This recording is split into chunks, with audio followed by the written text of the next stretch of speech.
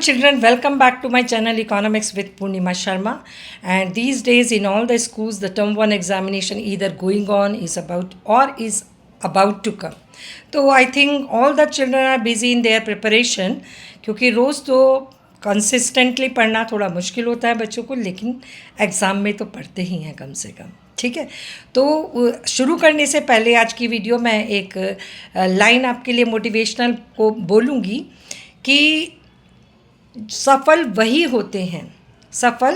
होते हैं जो मेहनत से आगे बढ़ते हैं। सपने वो नहीं होते बच्चों जो रात में हम सोते हुए देखते हैं, सपने वो होते हैं जो हमें सोने नहीं देते। तो आज की रात, आज जिनका कल एग्ज़ाम है बच्चों का, वो आज की रात अपने सपने को सामने रखकर दृढ़ विश्वास के साथ अपनी पूरी तैयारी में अच्छे से जुट के जाएंगे।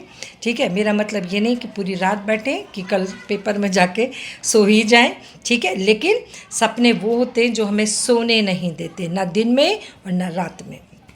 तो जुट जाओ, सपने तो बना लिए हैं लेकिन उनको पाने के लिए जुट जाओ दिन और रात, और फिर देखो आपके सपने कैसे नहीं पूरे होते हैं और आपको मंजिल कैसे नहीं मिलती है। 100% this is my promise to you. अब आ जाइए, जो टॉपिक है वो है इंडिया का कंपैरेटिव स्टडी लास्ट चैप्टर, जो मैं टॉपिक आज थोड़ा सा ब्रीफ कर रही हूँ। हालांकि प्रॉपर वीडियो नहीं बना पा रही हूँ क्योंकि I am out of station, लेकिन फिर भी थोड़ा सा गाइड करूँगी।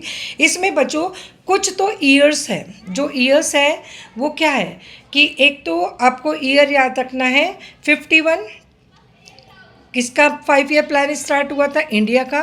फिर है 53 चाइना का 5 ईयर प्लान, फिर 56 पाकिस्तान का 5 ईयर प्लान। ठीक है, तीनों कंट्रीज़ अप्रॉक्सीमेटली सेम टाइम पर ही उन्होंने अपनी जर्नी स्टार्ट करी, डेवलपमेंट जर्नी। 47 में इंडिया और पाकिस्तान बना, ठीक है, और 49 में चाइना बना। ठीक है, दूसरा आपको ईयर ये याद रखना है, वो अप्रॉक्सीमेटली अक्सर सभी बच्चों को याद रहता है। इसके बाद आपको याद रखना है कि इंडिया में जो 5 ईयर प्लान्स का सिस्टम है वो ख़त्म हो चुका है। ठीक है, और चाइना और पाकिस्तान में अभी भी कंटिन्यू है। ठीक है, इसके बाद आपको याद रखना है ख़त्म होकर कौन सा सिस्टम शुरू हुआ है इंडिया में, नीति आयोग सिस्टम शुरू हुआ है, और ये शुरू हुआ है आपका 14 में। ठीक है, 2014 में मोदी जी की गवर्नमेंट में ये शुरू हुआ। इसके बाद आपको पढ़ना है 58 ईयर्स काहे के लिए पढ़ना है, GLF great leap forward start हुआ था चाइना में। ठीक है, इसके बाद आपको पढ़ना है अर्ली 1970s। उस अर्ली 1970s में क्या हुआ था, कैपिटल इंडस्ट्रीज़ की पाकिस्तान में क्या किया गया था, नेशनलाइजेशन किया गया था। 70s के अर्ली टाइम मतलब डिकेड के शुरू में उनका नेशनलाइजेशन किया, और लेट 70s में उसका डी नेशनलाइजेशन कर दिया। ये भी कभी कभी 1 मार्कर और 3 मार्कर में आ जाता है। ठीक है, early 70s and let 70s Pakistan, nationalisation of capital good industries in early 70 and late 70s, denationalization। ठीक है, इसके अलावा रिफॉर्म्स तीनों कंट्रीज़ के कब हुए, चाइना का 78 में हुआ जो 2 फेस में हुआ, इनिशियल और लेटर फेस में। इंडिया का रिफॉर्म्स 91 में हुआ और पाकिस्तान के रिफॉर्म्स 88 में हुए, क्योंकि उनको लोन चाहिए थे बच्चों, तो उन्होंने 88 में ही रिफॉर्म्स किए, इकोनॉमिक रिफॉर्म्स किए। एक आपको ये डेट याद रखनी है। इसके अलावा आपको याद रखना है कि आपका चाइना में जो 1 चाइल्ड पॉलिसी आई थी वो 70s में आई थी, उसको भी आप याद रखेंगे। ठीक है, तो कुछ ईयर्स हैं यहाँ पे इम्पॉर्टेंट जो आप याद रखोगे। इसके अलावा बच्चों जो इसका जो इनिशियल इंट्रोडक्शन वो आपका कोल्ड वॉर से शुरू होता है कि कोल्ड वॉर में पूरा वर्ल्ड जो है 2 हिस्सों में बटा हुआ था। एक था सोवियत यूनियन के साथ कंट्रीज़, कोल्ड वॉर चल रहा था, और दूसरा USSR एंड ये आपका उसके साथ वाले सारे नाटो कंट्रीज़ थे। ठीक है। तो ये पूरा वर्ल्ड कोल्ड वॉर चल रहा था और उसने जो छोटे कंट्रीज़ थे, डेवलपिंग कंट्रीज़ थे, उनको मुसीबत में डाल दिया कि उनको या तो यूएसए के साथ जाना था या यूएसएसआर के साथ, रशिया के साथ जाना था। तो उन्होंने अपनी इकोनॉमिक इंटरेस्ट को बचाने के लिए उन्होंने कुछ ग्रुप्स बनाए ताकि वो अपनी आवाज़ को एक ढंग से पावर दे सके, ठीक है। तो पहला जो कुछ इकोनॉमिक एंड पॉलिटिकल आपका इकोनॉमिक ग्रुप बने, आपके रीजनल ग्लोबल ग्रुप्स बने। तो उसमें से कुछ ग्रुप्स बने जैसे सार्क था, G20, G8, ठीक है, ब्रिक्स, ये सारे ग्रुप्स के नाम उसमें 1 मार्कर में आपका आ सकता है और 3 मार्कर भी आ सकता है कि क्यों ग्रुप बने ये, और इंडिया किसका मेंबर है और चाइना किसका है और पाकिस्तान किसका है, ठीक है। तो आपको पता है इंडिया 3 ग्रुप्स का मेंबर है, वो G20 का भी है, ब्रिक्स का भी है और आपका सार्क का भी है, ठीक है। चाइना किसका मेंबर है? G20 एंड ब्रिक्स का, और पाकिस्तान केवल सार्क का मेंबर है। तो ये भी आपका क्वेश्चन आ सकता है। अब आगे चलिए, इसमें हम चाइना और इंडिया का के रेफरेंस में पढ़ते हैं। चाइना में आपका क्या क्या आपको पढ़ना है, कैसे पढ़ना है? एक तो रिफॉर्म से पहले डेवलपमेंट और रिफॉर्म के बाद की डेवलपमेंट स्ट्रेटजी चाइना की, ठीक है। चाइना को ऐसे ही पढ़ोगे। रिफॉर्म 78 में हुए थे, 78 से पहले का और 78 के बाद का, ठीक है। तो इसमें GLF पे बच्चों क्वेश्चन आता है। GLF पे कभी कभी केवल प्रॉब्लम्स पे आ जाता है, क्या प्रॉब्लम्स थी, क्यों GLF फेल हो गया, क्यों रिफॉर्म्स चाइना में लाने पड़े। तो इसमें दो, एक तो GLF पे डायरेक्ट क्वेश्चन आता है, ठीक है। GLF पे डायरेक्ट क्वेश्चन आएगा तो सबसे पहले 58 में हुआ था ग्रेट लीप फॉरवर्ड। क्यों हुआ था? To convert the agrarian economy into modern economy. China में जो एग्रीकल्चर लैंड है वो बहुत कम है, इंडिया के कल्टिवेबल लैंड के 41% है केवल चाइना के पास कल्टिवेबल लैंड। तो चाइना ने अपनी कंट्री को कहाँ से ग्रो किया है? अपना पहले इंडस्ट्रियल सेक्टर को डेवलप करके ग्रो किया, ठीक है। तो GLF में उन्होंने एग्रेरियन इकोनॉमी को मॉडर्न इकोनॉमी में कन्वर्ट करने के लिए ये कैंपेन स्टार्ट किया 1958 में। उसमें एग्रीकल्चर की ग्रोथ को कैसे प्रमोट किया? कम्युनीज बनाकर। कम्युनी क्या थी? सिस्टम था ये आपका, छोटे छोटे पीस ऑफ लैंड को बिग पीस ऑफ लैंड में कन्वर्ट किया, जिसपे कि कलेक्टिव फार्मिंग की जाती थी और जो भी प्रोड्यूस होता था वो इक्वली सब में डिवाइड हो जाता था। ये कम्युनी सिस्टम था ताकि वो बिग पीस ऑफ लैंड पर कौन सी टेक्नोलॉजी यूज़ कर सके? कैपिटल इंटेंसिव टेक्नोलॉजी यूज़ करके ज़्यादा प्रोडक्शन कर सकें, ठीक है। ये कम्युनी सिस्टम उन्होंने इंट्रोड्यूस किया। अब इसमें 26,000 कम्युनीज बनी, ठीक है, और 20 covering all the cultivable area land of China, ठीक है। एग्रीकल्चर में ये किया। इंडस्ट्रियल सेक्टर में क्या किया उन्होंने कि सारे लोगों को मोटिवेट किया कि अपने बैकयार्ड में छोटी छोटी कैपिटल से अपना इंडस्ट्रीज डालो, ठीक है, और कंट्रीब्यूट करो किसमें? इंडस्ट्रियल ग्रोथ में, कॉन्सिक्वेंटली ग्रोथ ऑफ चाइना, ठीक है। ये इंडस्ट्रियल सेक्टर को ग्रो करने के लिए किया और एग्रीकल्चर। अब ये फेल क्यों हो गया बच्चों GLM? 3 आपके 2 रीज़न थे। ड्रॉट हुआ चाइना में जिसमें 30 मिलियन पीपल डाइड हुए, ठीक है, इससे एग्रीकल्चर सेक्टर इफेक्टेड हो गया एडवर्सली। और इंडस्ट्रियल सेक्टर कैसे इफेक्टेड हो गया? क्योंकि जो कि आपके रशिया ने चाइना में अपने प्रोफेशनल्स भेजे हुए थे to guide them for their industrial growth. उसमें थोड़ा सा क्या हुआ? खटपट हुई, ठीक है, और उसके कारण चाइना से रशिया ने अपने प्रोफेशनल्स को विड्रॉ कर लिया, ठीक है। उसके कारण उसका इंडस्ट्रियल सेक्टर की ग्रोथ डाउन आ गई। तो ये प्रॉब्लम्स पे क्वेश्चन आएगा और GLF पे आएगा और 1 मार्कर तो कैसे भी पूछा जा सकता है। ये अबाउट GLF है। इसके बाद ग्रेट प्रोलेटोरियन कल्चरल रिवॉल्यूशन थी। वो कब हुई थी? 65 में हुई थी। ये ईयर याद रखना है। किसने की थी? माओ जेडोंग ने इंट्रोड्यूस किया था। और इसमें क्या हुआ था? तीसरी चीज़ ये लिखनी है। क्या किया था बच्चों कि स्टूडेंट्स और प्रोफेशनल्स को कहाँ पे भेजा था? कंट्री साइड में भेजा था, गांव में भेजा था। हियर काहे के लिए? To work and learn from the countryside, from the people residing in the countryside. उनसे उनकी कल्चरल सीखने, उनके साथ काम करो, उनसे सीखो अपने देश की एग्रीकल्चर। इसके लिए उन्होंने सारे स्टूडेंट्स और प्रोफेशनल को कंट्री साइड में भेजा था। कौन से ईयर में? 65 में। किसने? माओ जेडोंग। ये किया। अब आ गया रिफॉर्म चाइना का। ठीक है, चाइना के रिफॉर्म्स में उन्होंने 2 फेस में किए, इनिशियल और लेटर। इनिशियल में किस पे फोकस किया? एग्रीकल्चर, प्राइमरी सेक्टर को। उसमें क्या किया? जो इन्होंने कॉलोनीज बनाई थी, लैंड को ज्वाइन करके कैपिटल इंटेंसिव टेक्नोलॉजी से आउटपुट करा था, उसको ख़त्म कर दिया। अब उस जो ज्वाइन की हुई लैंड थी उसको सबको डिवाइड की और किसको हैंड ओवर कर दी? इंडिविजुअल फार्मर्स को। क्योंकि कोई भी काम बच्चों अगर कलेक्टिवली करना होता है तो उसमें कौन करता है ज़रा बताओ?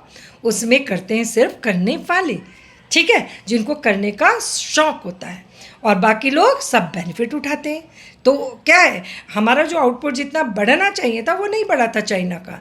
तो उन्होंने उसको फिर लैंड को डिवाइड किया और कहा भाई अपना अपना काम संभालो। ठीक है, अब उन्होंने लैंड को डिवाइड करके फार्मर्स को हैंड ओवर किया, और याद रखो एज ए ओनर नहीं दिया उनको, ओनरशिप उसने अपने पास रखी गवर्नमेंट ने। किसके लिए दिया? सिर्फ उस पर एग्रीकल्चर करने के लिए, सिर्फ उस पर खेती करने के लिए।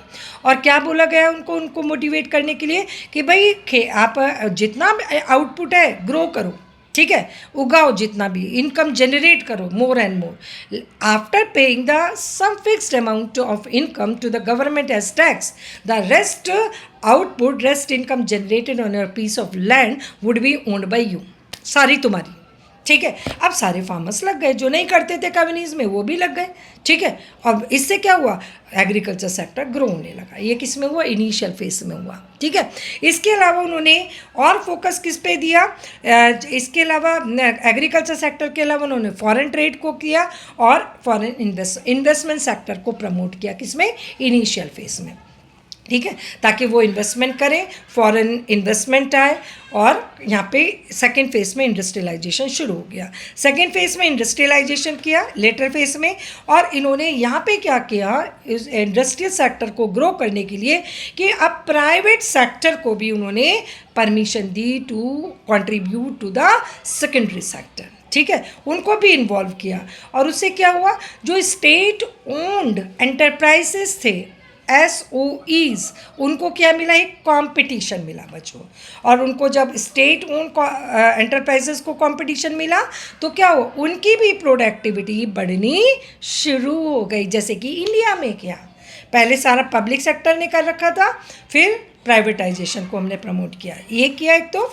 ठीक है, उसके अलावा उन्होंने किया कि Chinese government began to pursue open door policy. Open door policy में क्या किया था उन्होंने? कि जितने भी restrictions foreign investment and foreign trade पे लगाए हुए थे उसको लिबरलाइज्ड किया। ठीक है, अपनी इकोनॉमी को क्लोज कांटेक्ट में लेकर आए वर्ल्ड इकोनॉमी से through foreign trade and foreign investment by removing और reducing the barriers put by the government on foreign trade and foreign investment. ये थी ओपन डोर पॉलिसी। ठीक है, अब आ जाइए और क्या किया उन्होंने? ड्वेल प्राइसिंग, इस पे भी 3 मार्क अभी लास्ट ईयर ही आया था। ये सारे इंपॉर्टेंट पॉइंट्स बता रही हूँ बच्चों, जिस पे 3 और 4 मार्क क्वेश्चंस आते हैं। ड्वेल प्राइसिंग क्या थी? अब इसको को ध्यान से सुनना। Farmers and you know the firms, farmers, agriculture firms, secondary sector, farmers and firm, दोनों को क्या करना पड़ता है बच्चों? इनपुट खरीदना पड़ता है, ठीक है, टू मेक द आउटपुट।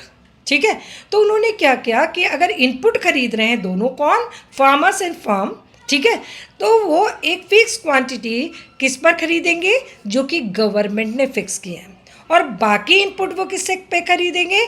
कि जो कि अपना ओपन मार्केट में है प्राइस। ठीक है, तो इनपुट खरीदने के लिए भी 2 प्राइस थे, गवर्नमेंट एंड ओपन मार्केट। ठीक है, ओपन मार्केट प्राइस। इसी तरह से आउटपुट सेल करने के लिए भी 2 प्राइस थे।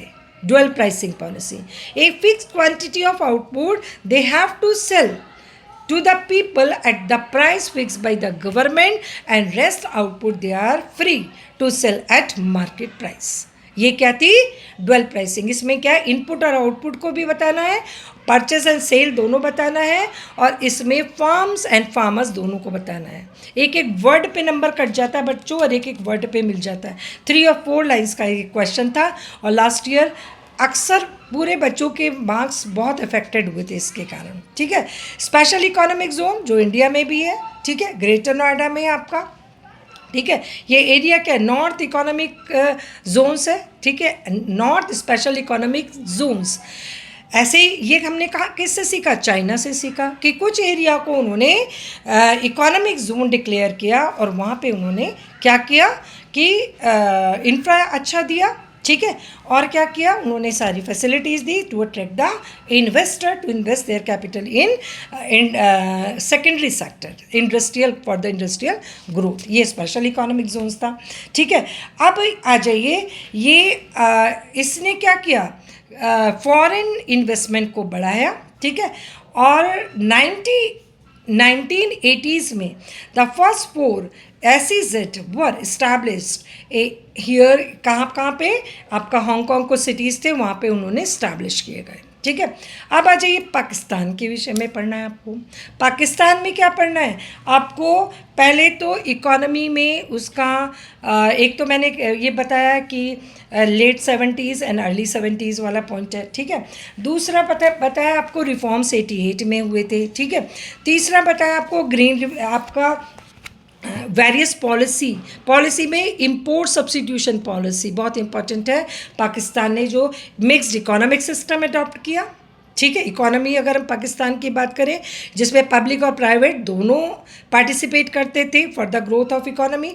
दूसरा उन्होंने क्या किया, वेरियस पॉलिसी इंट्रोड्यूस की, उसमें इंपोर्ट सब्स्टिट्यूशन पॉलिसी बहुत इंपॉर्टेंट है जो कि 3 मार्क में आ जाता है अक्सर क्वेश्चन, जो इंडिया ने भी किया था कि जो प्रोडक्ट हम इंपोर्ट करते थे उसका सब्स्टिट्यूट अपने कंट्री में ही प्रोड्यूस करने के लिए लोगों को मोटिवेट किया था, और उसके लिए उन्होंने बैरियर्स लगाए थे, barriers, tariff barriers and non tariff barrier, किस पर, इंपोर्ट पर, ताकि जो इम्पोर्टेड गुड्स थी वो उनके कंट्री में आकर महंगी हो जाए और रिस्ट्रिक्ट हो जाए, और उनकी खुद की इंडस्ट्रीज डेवलप हो, तो कि वो इन्फेंट स्टेज में थी उस समय पे।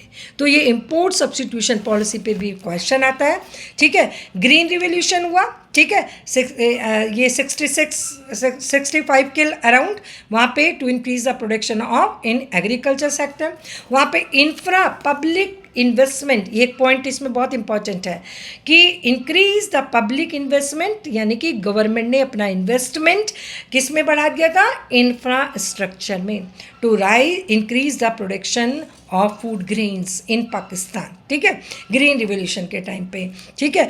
And this change the agrarian structure dramatically, यानी कि वहाँ का पूरा जो स्ट्रक्चर था इंफ्रा के कारण सब कुछ चेंज हो गया था और आउटपुट तेज़ी से बढ़ा था, जिसको ग्रीन रिवोल्यूशन का नाम दिया। Importance of role of public sector जो बताया, अर्ली 70s में वो गवर्नमेंट को दे दी कौन सी इंडस्ट्रीज़, ध्यान रखना, कैपिटल गुड इंडस्ट्रीज़, और लेट 70s में उसका प्राइवेटाइजेशन, डीनेशनलाइजेशन कर दिया। पहले उन्होंने कहा ठीक है भाई संभाल लेंगे कैपिटल गुड इंडस्ट्रीज़, क्योंकि कैपिटल गुड इंडस्ट्रीज़ क्या होती है बच्चों, बेस होती हैं किसका, for the growth of economy, ठीक है, वो प्रोडक्टिव कैपेसिटी बढ़ाती है किसी भी इकोनॉमी की। तो उन्होंने कहा भाई हम करेंगे इसका प्रोडक्शन अर्ली 70s में, और फिर देखा भाई हम नहीं कर पा रहे, ठीक है, तो उन्होंने फिर वापस प्राइवेट सेक्टर को दे दी लेट 70s में, ठीक है। ये आपको बहुत ध्यान से पढ़ना है। और दूसरा financial support during late 1970s, जब भी तो 88 में उन्होंने रिफॉर्म्स किए थे, क्योंकि उनको क्या थी फाइनेंशियल, इस पीरियड में लेट 70s में उन्होंने बाहर से फाइनेंशियल उनको सपोर्ट मिली, कहाँ से, वेस्टर्न नेशन से उनको मिली, ठीक है, यूएस वगैरह भेजते थे उनको पैसा, और रेमिटेंस फ्रॉम द इमिग्रेंट, जो उनके लोग मिडिल ईस्ट कंट्रीज़ में काम करते थे वो क्या भेजते थे, अपनी सैलरी किसको, अपनी फैमिलीज़ को जो पाकिस्तान में रहती थी, उसके कारण पैसा बाहर के कंट्री से पाकिस्तान में आता था, ठीक है। ये क्या है, remittance from the immigrants from the middle east countries, ठीक है। इसने कंट्री की ग्रोथ को बढ़ाने में बहुत हेल्प की, ठीक है। तो इसमें वहाँ पे जो शुरू में हम देखते हैं ना, वहाँ की ग्रोथ हायर थी, पॉवर्टी भी डाउन होना, एक ये क्वेश्चन ज़रूर आता है पाकिस्तान से कि वहाँ पे जो पॉवर्टी थी इसके कारण, किसके कारण, जो अभी ये पॉइंट्स बताए आपको कि वेस्टर्न कंट्री से हेल्प आती थी, और इसके बाद मिडिल ईस्ट कंट्री से रेमिटेंस आता था पाकिस्तानी जो वहाँ पे काम करते थे, उन बहुत सारे रीजंस के, और एग्रीकल्चर की ग्रोथ हो रही थी, ठीक है, पब्लिक इन्वेस्टमेंट बढ़ गया था इंफ्रा में, और वहाँ की लैंड कल्टिवेबल भी है, ठीक है। तो उन सब के कारण जो पॉवर्टी थी वो डाउन होनी शुरू हो गई थी पाकिस्तान में, और फिर से क्या हुई, शुरू हो गई, ठीक है। तो अभी यही, और बाकी मैं नेक्स्ट वीडियो में बताऊंगी। Thank you.